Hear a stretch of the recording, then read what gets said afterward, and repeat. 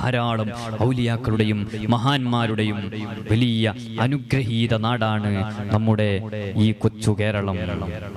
അൽഹംദുലില്ലാഹ്, ഇവിടെ എല്ലാ മതസ്ഥരും തോളോട് തോള് ചേർന്നു നിന്ന് പ്രശ്നങ്ങളില്ലാതെ, അല്ലലുകളില്ലാതെ, അലട്ടലില്ലാതെ ഇപ്പോഴും വളരെ ഐക്യത്തിൽ മുന്നോട്ടു പോകുന്നത് ഒരു കാലത്ത് ഇവിടെയുള്ള പണ്ഡിതന്മാർ, ഈ കേരളത്തിൽ ജനിച്ചു വളർന്ന, കേരളത്തിൽ പ്രബോധനം നടത്തിയ സയ്യിദന്മാരും പണ്ഡിതന്മാരും, അതുപോലെ ഇന്ന് നേതൃത്വം നൽകുന്ന ഉലമാ, വന്യരായ ഖമറുൽ ഉലമാ അടക്കം ഉള്ള പണ്ഡിതന്മാർ നമ്മൾക്ക് കാണിച്ചു തന്നിട്ടുള്ള ആ ഒരു പാതയാണ് നമ്മൾ ഓരോരുത്തരും അന്യമതസ്ഥരെയും മറ്റുള്ളവരെയും ഒക്കെ ബഹുമാനിച്ച് നല്ല ഐക്യത്തിൽ മുന്നോട്ട് പോകുന്നതിന്റെ പ്രധാനപ്പെട്ട കാരണം.